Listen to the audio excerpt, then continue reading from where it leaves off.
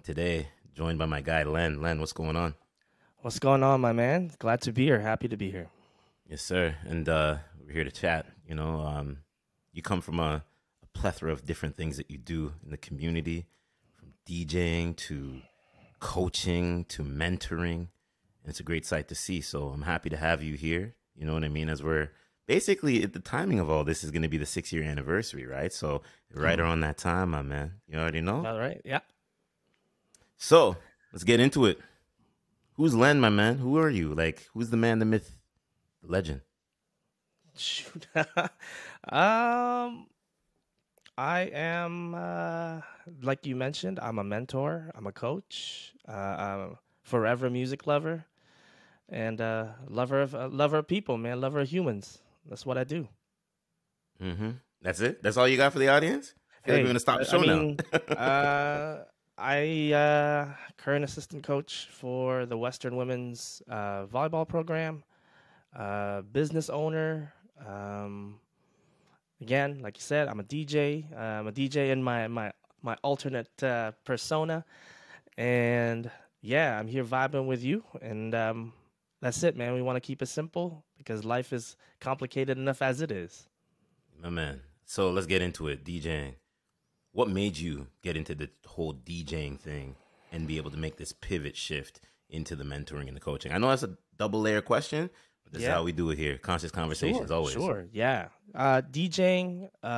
When I immigrated here to Canada, gosh, in the 90s, July 1990.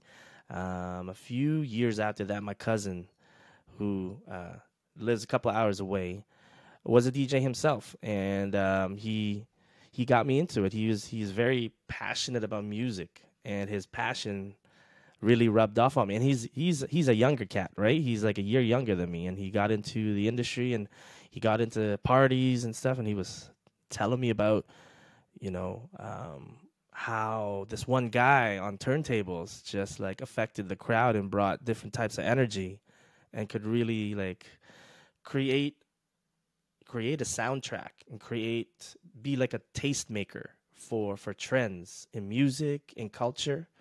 And I was really interested in that. And I made my foray into it. Talked to a few people in Toronto. Talked to a few people here in London. Big shout out to DJ Ruckus, one of my friends, early mentors. Big shout out to DJ Starting from Scratch in Toronto, legend. Yeah, so got into that, and it was then I realized like I was passionate about music. I was very much into the culture of creating vibes and creating energy, and that's what really got me started so many years ago. It's been I want to say what is it? It's almost 20 years. It's almost 20 years that I've been DJing, and different trends, uh, different situations I got myself into, different opportunities too. Opened a few doors, and was able to parlay that into different really positive experiences the last few years. And yeah, I've enjoyed the ride. With the last 2 years being COVID, it really reignited my passion for DJing. Just because like I'm a streamer as well. I stream on Twitch, and getting to connect with people when you couldn't connect was really necessary for my mentals and really necessary for my craft. Getting myself out there, building a community with that was really important to me. Um, Still, I think I'm gonna continue with it because I've been doing it for so long, and I think I've managed to attract some eyes on it. And yeah, that's been my DJing journey so far. Hoping to continue creating vibes. Really, most importantly, hoping to educate and be a tastemaker, being a gatekeeper to the culture, being a gatekeeper to different sounds, different experiences for those that are, you know, whether they're musically inclined or not musically inclined. Yeah. You know, You're so humble, and it's one thing about the friendship, the brotherhood. Every time I see you, you're just humble with it. You know what I mean? And there's so much that we're in this community of London, Ontario, that I feel like gets so slept on with this talented people that we have in this city. You know what I mean? And shout outs to the talented people in the city because there's a lot of talent here in the city. It could be in health and fitness, could be in content creation, DJing, all of the avenues, and it's a sight to see. You know what I mean? It's truth. It's truth. There's a lot of, as Tupac puts it, roses on the concrete kind of thing, right? There's a lot of content creators, a lot of creatives in our town, and we do get slept on. And the ones that go after it, they get it from our town, and they get it from beyond our town. And now some of them are making real big moves out there in the on the internet, globally. I got a couple of friends that are touring right now as EDM DJs, and they're doing their thing. And then there's artists that are here. There's even music producers that are known to be here. Big shout out to like people in like Fanshawe College and the music production, music creation department there. We got heavy hitters in the city. It's just people got to dig a little bit deeper into the layers there. I like that you say that, digging deep in the layers. So I feel like since we're now in this digital age, it's internet, it's Instagram, it's TikTok, it's all of these different platforms. Some people would say it's easy to get the exposure, but it's hard to branch out, right? Easy to get the exposure, but hard to branch out. What do you think is happening, especially in a city like this? What, 400,000, 500,000 people, university, college city, party atmosphere, things like that. You can build up to a degree, but I feel like it's more wide. What do you think is one thing that the audience could take that are listening to this from London, Ontario, that want to get into content creation to help them expand? What's that one missing ingredient, do you think? Oh, man.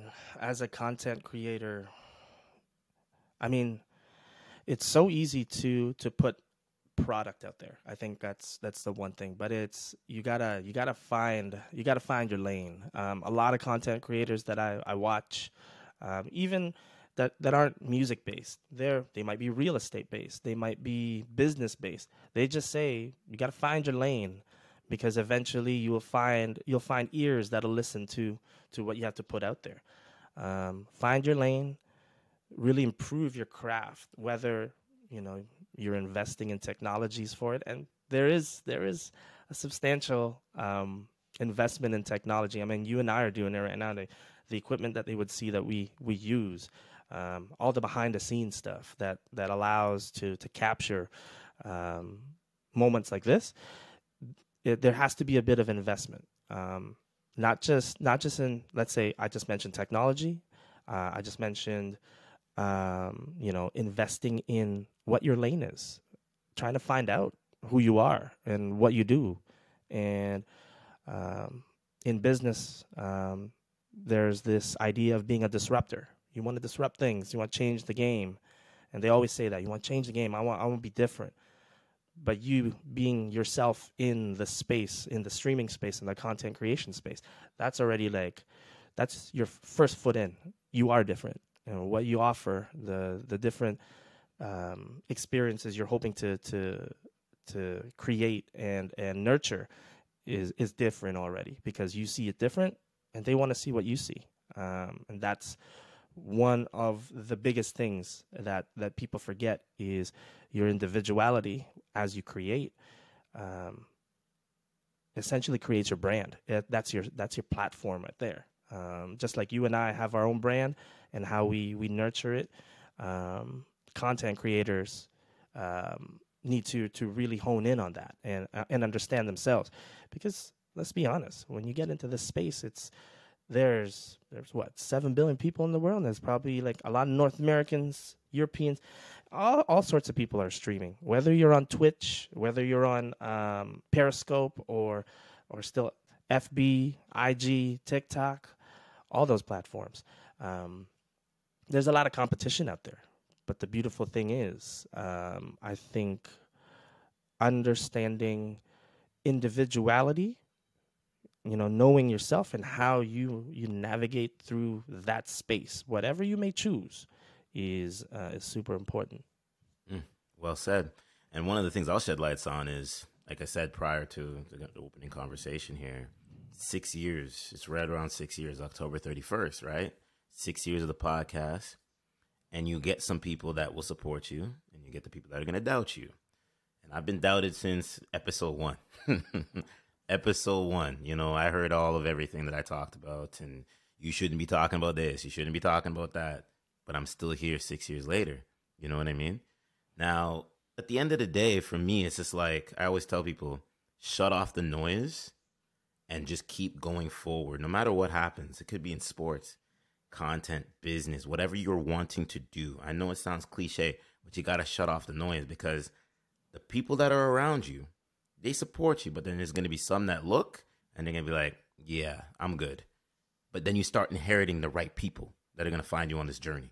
You see what I'm saying? And some of the most, I feel like in this 5.5, almost 6 years, like, Len, I tell you, like, there's so many networking people that I've met that I take them in as a brotherhood, as a sisterhood, that be either checking in on a DM, if it's like a hello or what's going on. I haven't heard from you. I see the content, but what's going on?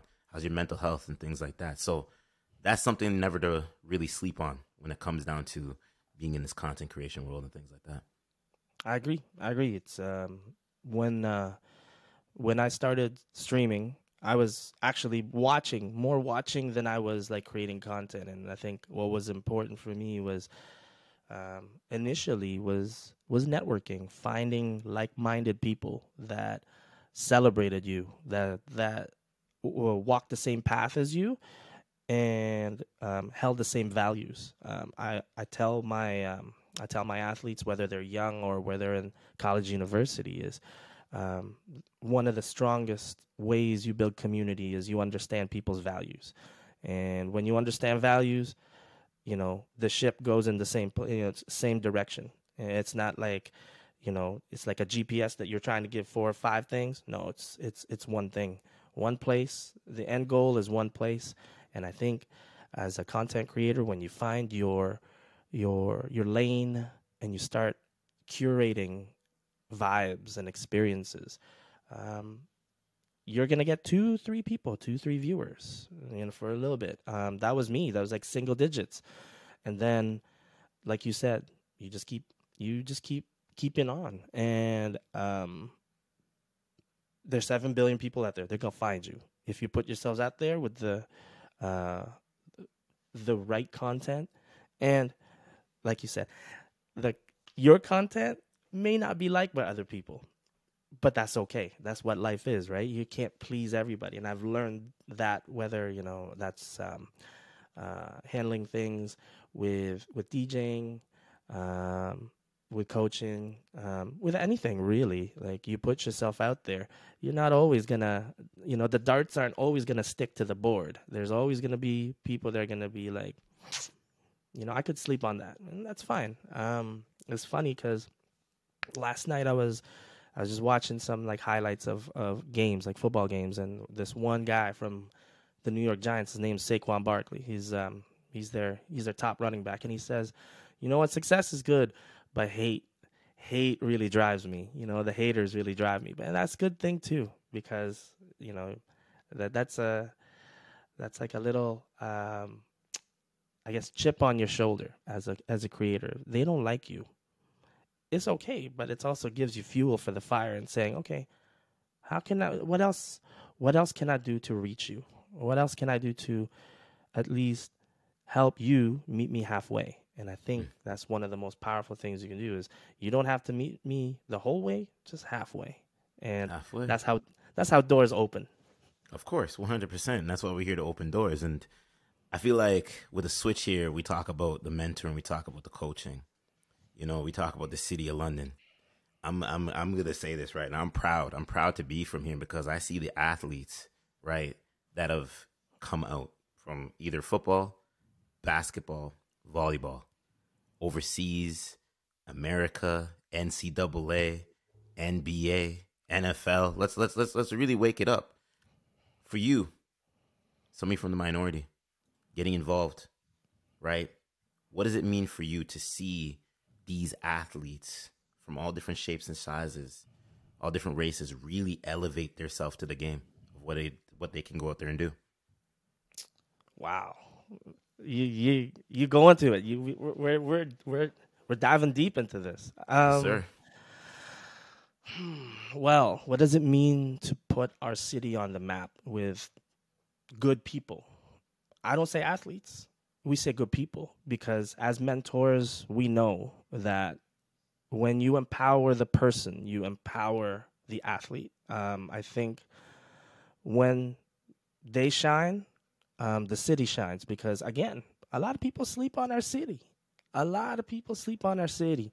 And it doesn't matter what sport it is. We've got Olympians in the city, gold medal Olympians that are just walking like regular Joes, Jills, walking around doing their thing. And what it means to me, I'm going to put it this way, is when you put when you put someone from London, Ontario out there and they shine, it says, this city is vibrant. This city has people that support people that want to get to their dreams. And I think as a mentor, one of the things that I learned early on is people need champions to champion themselves. When they don't believe in themselves, you need to be their cheerleader. You need to be their marketing department. You need to be, most importantly, a brother, a sister to them, and treat them like their dreams are absolute platinum. Because it's important to let me put it this way. Winning is hard. In any industry, winning is difficult. What I mean by that is getting noticed, getting opportunities, getting those doors to open to a bigger arena is hard to get.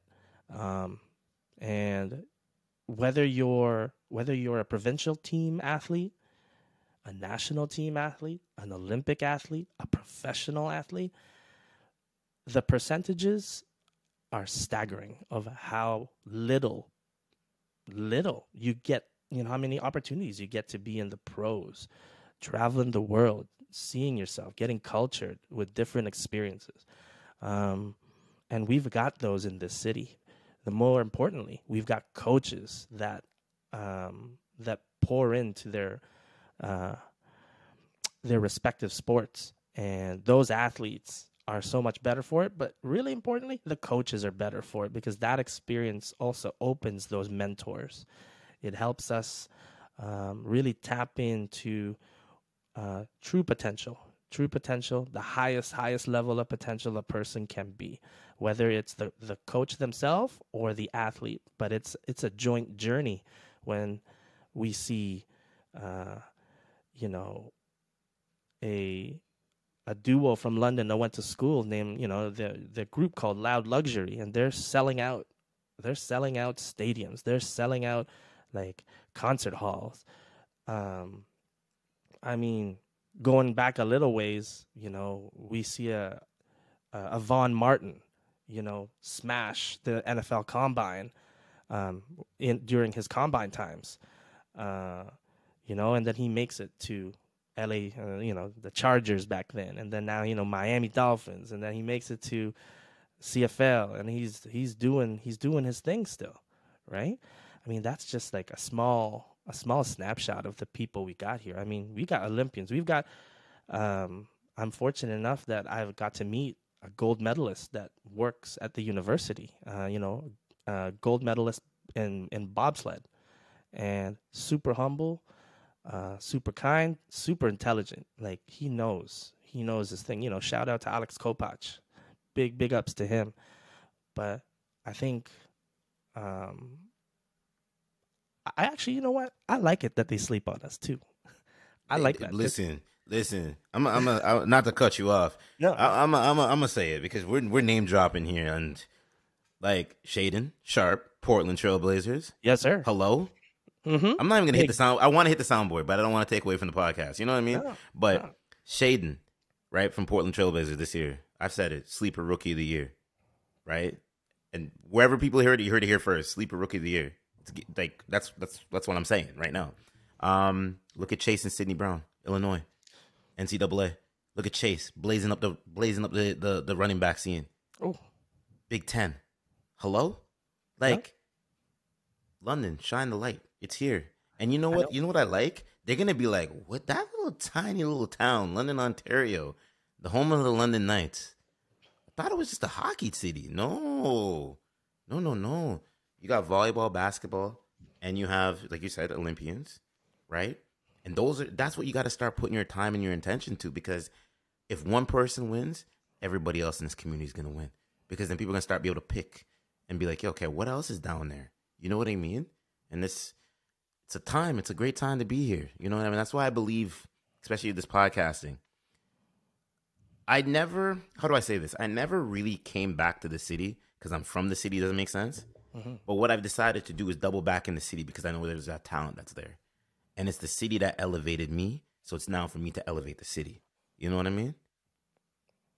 I agree. Going back to my point is I like it that they sleep on us because you know what? You want people to be like, huh, right? You want them thinking, what's in the water in that city? What's in the people for that city? And you just mentioned like, a couple athletes that are just blazing a trail, young cats that are doing their thing, right? And I think we need to put focus on on people, on facilities. We need to provide access. For me, one of the things as a mentor in my sport that I want to put forward is the ability for our sport, because my sport, volleyball, isn't cheap. It's more catered to affluent families, and yet I have the privilege of working with indigenous athletes who this summer, at their age group, was able to compete at the U19 level and get gold medals for the Indigenous Summer Games. Shouts out to them. Much love to the indigenous communities around our wonderful city. And access. Sports is what helps people really bridge the gap. Young people too. I mean, there's arts. Arts helps build the gap too. It bridges the gap to the real world. Gives them opportunities and helps them shine light on different things that they may not have experienced before. But if we're gonna go in the sports space, yes, we're a football town. Yes, we're a hockey town. But we're also a rowing town. Like Marnie McBean, gold medalist, trains at Fanshawe Lake, gets a gold medal, trains other gold medal athletes. What else? There's another athlete that's soccer, plays for the Canadian women's national team from London. She travels the world. She's a pro. She does her thing. And my gosh, it's on the tip of my tongue. And it's just like, it's crazy. It's Fleming, isn't it? What's that? Isn't it Fleming? Yes, Jessie Fleming. There you go. There you go. Yeah. There you go. I pay attention. I know what's going on. I know you know. That's why I needed an assist, my bro. I needed an assist, man. but Don't worry. I'll give you the John Stockton anytime. Like Jessie Fleming, right? Like hometown gal, doing big things, making a hell of a lot of noise. And tier 1 sports, tier 1, when I say tier 1, basketball, like basketball, hockey, football, soccer. Those are tier 1 sports. No diss to them. They get a lot of TV time. But there's other sports that deserve, our attention, our love. Because the Olympics ain't just built on 4 sports. Let's talk about that. Wake it up. Let's go. Right? It ain't just built on four sports. Damian Warner, hello? Decathlete, gold medalist. Yep. Man is so humble. He trains at the beach courts on Adelaide just because he likes volleyball. Um, can we get can we get more love for Damian Warner, who put, he basically put London's flag and like put it on the Olympics and said, "This is where I'm from. This is where I'm at. Come find me. Come talk to me." Because if Green Bay, Wisconsin is like they call themselves Title Town or whatever, London's Gold Medal Town. Oh, so let's not. They heard that. We don't play over here. We don't play over here. We don't. So with everything that you've experienced in being an assistant coach, right? What motivates you to wake up and really just start your day when it comes to that coaching, mentoring side? Well, shoot, man. I'm gonna keep 100 with you, right? I'm gonna keep 100 with you. First and foremost, what keeps me going is I'm curious about how far I can take it personally. Like, can I go to the national level? Can I get on that staff that they just did one hell of a job at the World Championships, for FIVB. Shouts out to Shannon Windsor there. 14th in the world, and there's like at least like 30 teams out there. So we're doing big things. But I think on the same railroad tracks as that is, like I said, I want to champion dreams. I want to not deny someone that says, hey, Coach Len, I really want to make the region team. A few years later, hey, Coach, I want to make junior national team. All right. Hey, Coach, guess what? I made senior A national team. We're going to the Olympics in Los Angeles in 2028. We're going, and you're coming, right? But also, I think the one thing that really, really, really puts a fire, under me is experiences. The experience of going through that. I didn't learn it, excuse me, until halfway through my coaching journey, is that, the process-based growth instead of like, gold medals. And don't get me wrong, gold medals, hella nice. But I really thrive on figuring problems out for athletes, helping them, providing them tools and saying, yo, I'm gonna take this, run with it. And then in a few years they're saying, give us more. And that pushes me to be on top of my game, to be really, as Tom Brady says, to be really laser focused about my craft. And if I'm on point and I'm showing this to my athlete, then they got to be on point.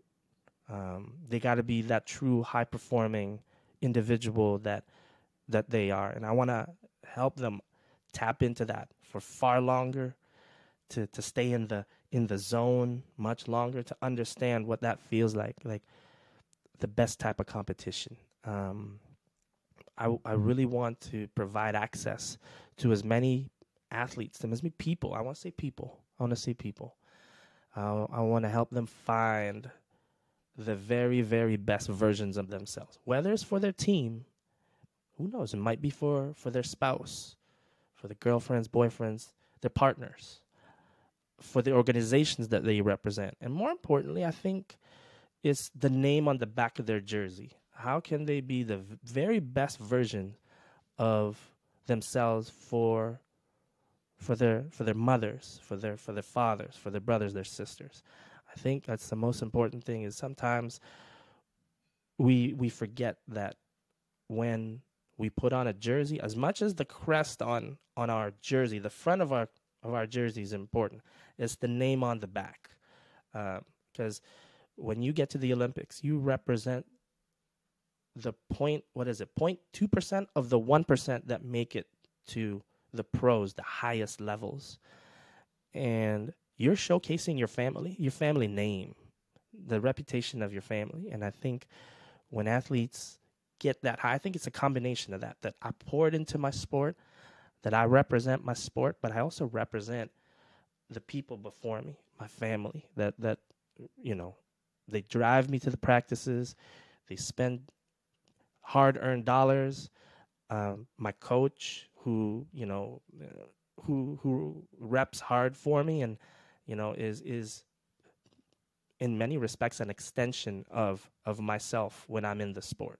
So I know that's kind of like a meandered answer to your question, but for me, those are the points that really stand out.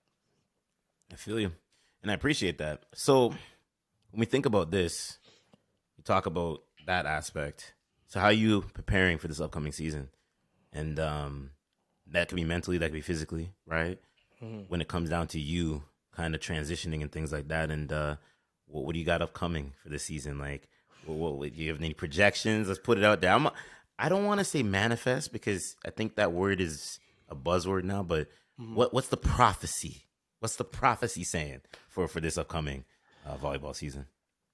Well, for the university, we've got a really special group of young women that we actually just came back from a preseason trip and learned a few things about ourselves, both good and both not so good. But like I said, the not so good parts is early. We get to work on that. This season's exciting.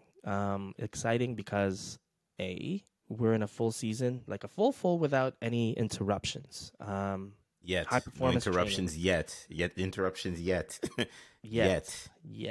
Right? Like, man, there's hard, from what we're gathering, that there's fewer roadblocks in place, if any. Maybe just speed bumps, not even roadblocks.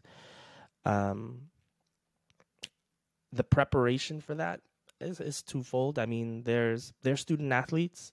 They got to handle their business in the classroom. Then they got to handle their business on the court. Super exciting about that. I think that's important.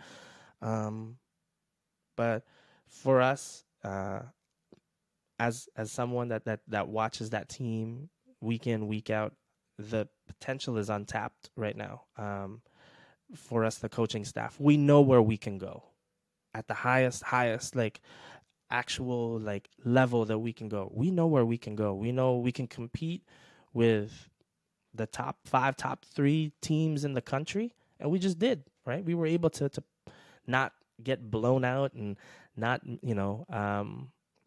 not be a liability on the court. More importantly is that when we show up, we give people like, that's that London team? Okay. All right. As a coaching staff, I mean, we've been prepping for this, I think, the last, even before the pandemic. We knew where we could go with some of the personnel that we've got. Now they're a little bit older, a little bit stronger, a little bit faster, a little bit wiser. We're really trying to tap into that. And, man, I'm just excited to get a full breadth of games in, compete, and just like give these young women a chance to, again, find the very best versions of themselves, put it out there, and most importantly, pardon my language, but not give a shit about everyone else, what they're thinking. I just don't care. There's one athlete in on our team, and honestly, like, I'm trying to like emulate that kind of energy of, I just don't give a shit who's in front of me, because I'm gonna go through them, right? And that's the competition level. Like, when I even think about it, like, I'm getting all hyped up about it, because this young woman is again, she's on the senior national B team, and she's doing her thing, and she's been driven since she was, younger young lady, and super skilled, super humble. But I mean, she's a lioness. Don't get it twisted. Like, when there's blood in the water, or just blood on the floor, she can smell it, and she's gonna finish what she started. So we're hoping that young lady really shows us what the highest level of competition, of highest level of compete in an athlete, what it looks like when he gets on the national stage. So I know, again, a meandered question, like a meandered answer, I should say, but there's just so much that goes into a season. Like, most of the athletes that you and I have mentioned, they'll tell you the same thing. It isn't very linear how you prepare with competition, collegiate competition, let alone national competition.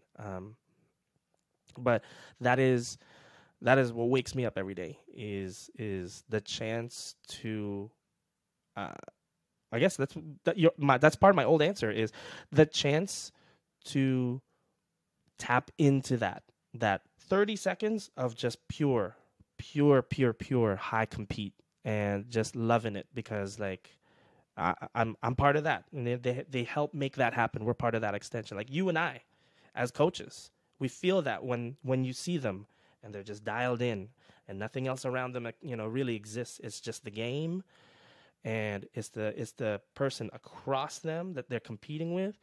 And for me, that's pure, and that's how that's how I hope this season will fan out for myself, my crew, and the rest of the crews in our sport. In the words of David Goggins, he always says success is never a straight line. You know what I mean?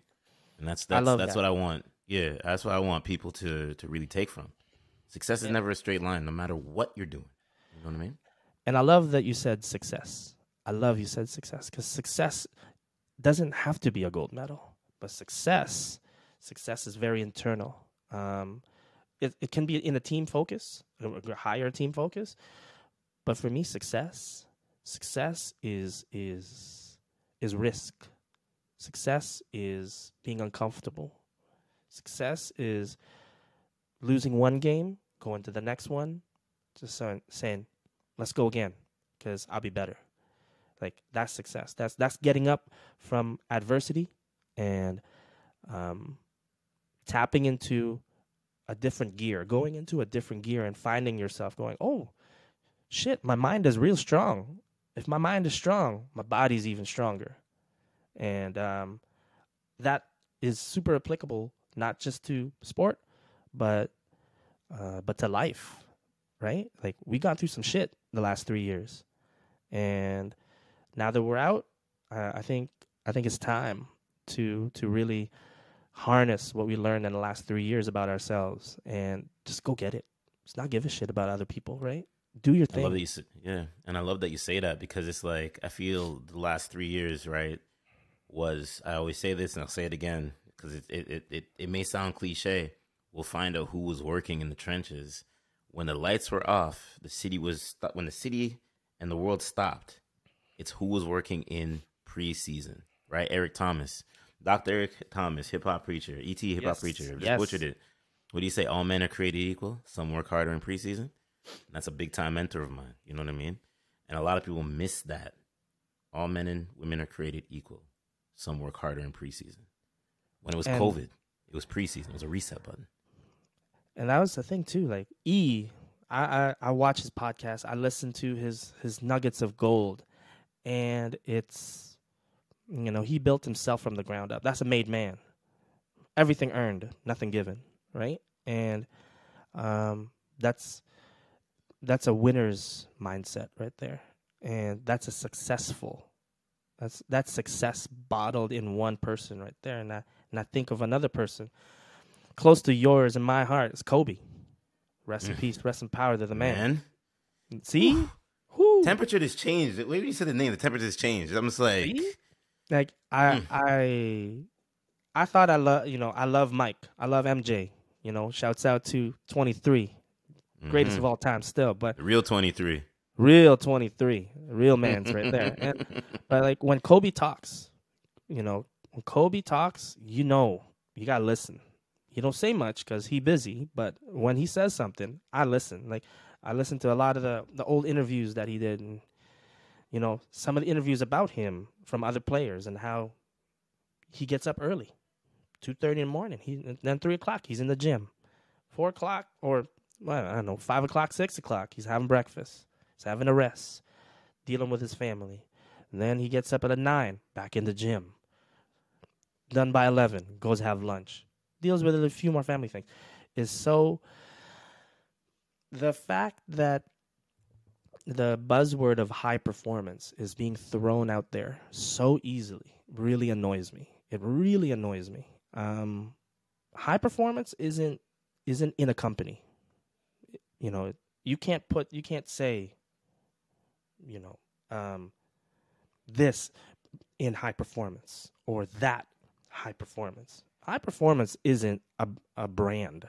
It's a state of mind. You just have to look at Kobe Bryant. You just have to look at Michael Jordan. You know, you got to look at, I'll say it, Tom Brady, right? Joe Montana, you know, Ronaldo.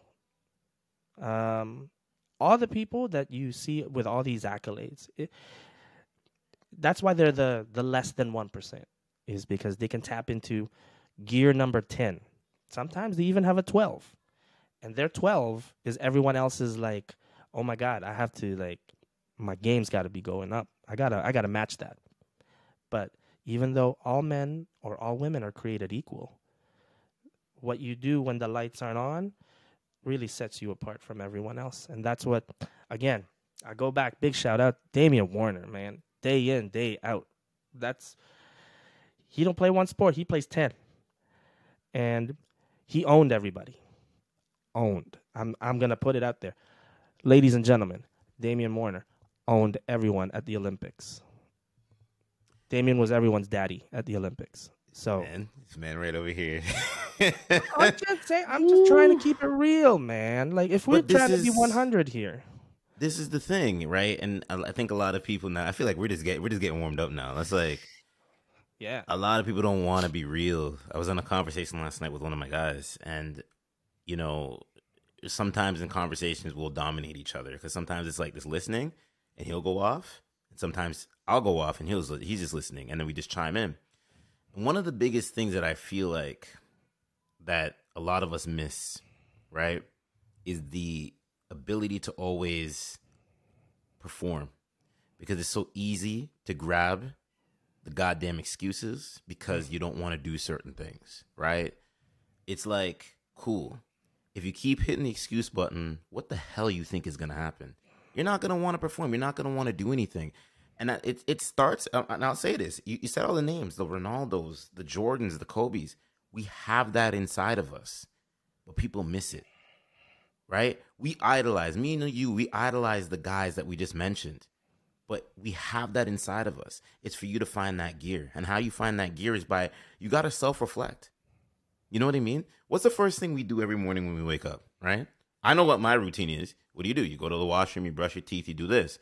First thing you got to do is look yourself into that goddamn mirror. And you got to ask yourself is, how do I show up? And who am I showing up for? Am I showing up for myself? Am I showing up for my family, my team? It could be game day, things like that. You know what I mean? When I played summer basketball, right? I'm not saying I'm the best basketball player. I could damn well shoot, right? I could shoot with the best of them. And it used to be so annoying because you'd play money, right? You pay money to play in summer basketball.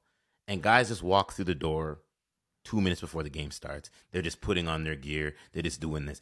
It's such a big disrespect, because it tells me that, yeah, I get your life is whatever, but you just come walk right in. You're not stretched. You're not warmed up.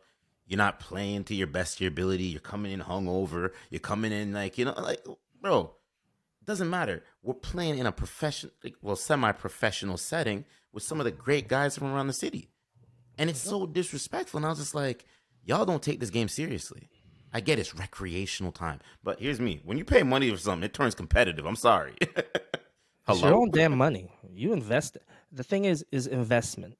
Like, what you willing to invest in? Are you willing to invest in yourself? And that's what I ask my athletes. I tell them that be selfish. It's okay to be selfish in your sport. It's okay to be selfish about who you choose to train, where you choose to train, and who you surround yourself with. I think it's important to know that competition is everywhere. And saying that it's a game, yes, that's a coping mechanism. I get that.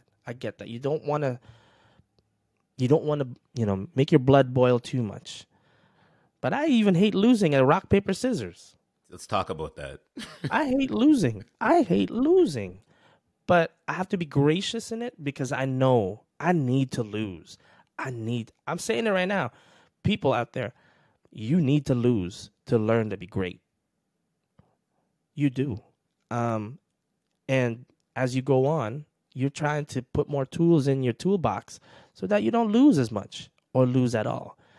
And for the people that win all the time, you're not growing. You're just, if you're winning all the time, then you should be making millions upon millions of dollars doing what you're doing. And maybe you do. Kudos to you. But let's be honest here. F1 drivers, they lose more than they win. It's a tough sport, right? Shoot, man. Jordan missed more shots than he made. But he wanted to, not make those shots so that when it came down to it, 5 seconds down, Utah Jazz, what does he do? Laces. He laces the shot. He finishes what he starts. And I think it is, to me, if you're putting in some money into a sport, whether you're competing it into yourself, you're competing within it yourself, I think you owe it to yourself to show up. And not just show up 2 minutes before. Show up, get yourself ready, get your mind right. And I think that's the most important thing. Get your mind right. Set yourself up for success. It may not be a win, but you got to set yourself up for success. And again, you use the word success and in the same way that I use it, because success, when you're winning internally, like when you're checking off on your checklist, you're going, I did this, I did that, I did this, I did that, I did that. Everything else around you matters a little less because you put in the dollars, you put in the time, you put in the blood, sweat, and tears. And I think in our town, going back to your original point about our town puts in the work. There's people that put in the work in this town, and they really show up for their sport. They really compete for the right reasons. And whatever reasons they may be, whether it's for a person, it's for your family, it's for accolades. Again, the external and internal motivations that get you there is just as important. So, I want to salute those people because those are the ones that hustle. So true. Before we get out of here, my biggest thing to you is you are an epitome of what a man is. No. I gotta give flowers. I don't know because about that, man. No. You gotta give flowers because dude, from the time I've known you and just being in settings with you and things like that, you're humble, you're genuine, and that's the most important thing. You know what I mean? I'm gonna say it. It's not to offend people, but you have what I see some people that feel like they're in success positions and they have an ego, right? And they think they need to stomp on people to get to the top. No, you need to network with a community of men and women that are going on the same journey. Yes, you may taper off because different destinations happen, but it's for you to remain level-headed, less ego, but be confident about your abilities and the gifts that the universe and God gives you. But I appreciate that, man. Yeah, I really do. I appreciate that from one mentor to another. I appreciate that. Yeah. So when I look at you, when the smoke clears and the dust settles, and when you're in your alone time and things like that, what is one way you set yourself up to give back to yourself?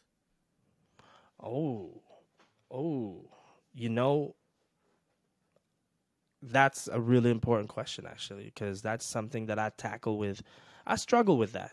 I'll keep 100. I struggle with giving back to myself. But one of the things that's most important that I've heard in most recent years is you got to leave enough in the cup so that come the time that you need it for yourself, you got it. So for me, leaving enough love, and I hate to sound cliche, but I leave enough love in the cup for myself, because what I do as a mentor is I pour love into my sport. I pour love into my craft. And the way I do that is gratitude, love and gratitude every single day. Before I go to bed, before I close my eyes, I always say a bunch of things, gratitude affirming things. I'm thankful for my family. I'm thankful for my wife. I'm thankful for my dog.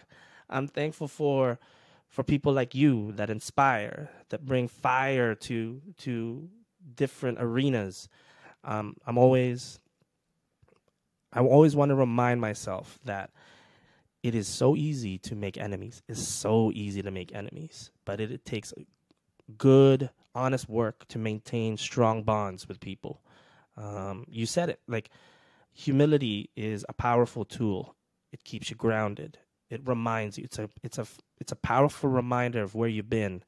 And you said, love for yourself. Love for yourself is also respecting the time and effort you put into yourself, into your sport.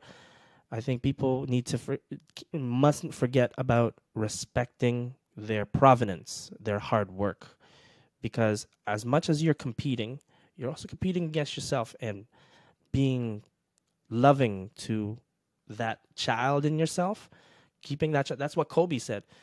It's important to maintain the childhood dreams that you have, even though you're grown.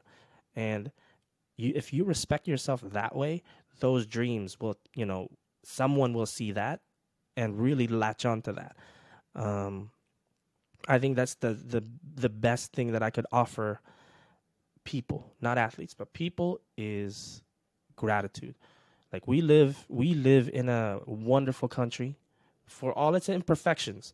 It's given us a lot. You, myself, right? We may not be from this country. I'm an immigrant, so I'm always grateful for that opportunity. Some of the people are born here. That's good, But if you forget to be thankful, you forget who got you there. You forget your family. You forget the people that maybe spent thousands of dollars that get you the immigration, get you that plane across, that plane ticket, roof around you, roof over your head, food on the table. When they don't got enough to eat for themselves, they put it on you so that you're good for the next day. As a coach, I can't forget that. I mustn't, because I would be disrespectful to those behind me. And again, I circle back, where I tell you this: the name on the back of my jersey is the one that I honor the most. I want to honor my family every single day, and I honor them with gratitude. Man, that's why these conversations are the way they set up. You know what I mean? And I love it. I love it. Yeah, man. And I appreciate you because of who you are. And I'm definitely, you got to give me the schedule when you guys play, man, because I got to come out and support. I got you. You know what I mean? I got you. I definitely got to come out and support. You know what I mean? Because yes, sir. That's what you do. You support the people around you. You know what I mean? No matter what the wins are looking like, no matter what the loss is looking like. Because sometimes when you win, you really lose. And sometimes when you lose, you really win. And if you can tell me what movie that's from, anybody that's listening to this podcast without hitting your Googles, maybe I might, I don't know, maybe give away something. Maybe a gift card of your choosing. You know what I mean? So something. That's good. Without using Google, you got to. I got to think on that. I'm gonna think on that too. You got me on that one.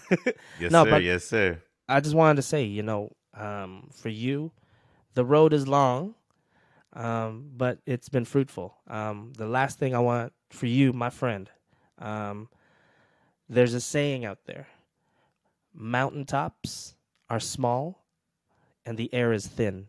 And what I mean by that is the next mountaintop that you get on, you can't stay there for a long time, because there's another mountaintop you need to climb. So I hope that your journey takes you to many, many mountaintops, because once success, people want that. And I hope that you keep changing the game and continuing to disrupt the game, because that's most important. Well, it's not about me today, but yeah, I'm looking to put some glitches in this algorithm, right? I hope But so. when I The say Matrix glitches in the needs it. algorithm, I'm doing it from a way of where it's conscious, but it gives basically the contrarian type of look also too. So that's just for you, everybody that's listening, and I appreciate it. You know what I mean? So it's I nothing got but you, man. love. I got you. Yeah, man. So let's change the game a little bit, just a little bit, and let's change. Let's affect minds in the right way. Let's help. Let's help people. Let's help people find themselves the right way. And who Absolutely. knows? Maybe some good some good karma will go our way too. It will. Trust me. Believe me. We're relying on the right path for a reason. You know what I mean? I hope so. I hope Yes, so. sir. So I My man. appreciate you. Thank you Yes, for sir. having I me. I appreciate appreciate you. you too. All love.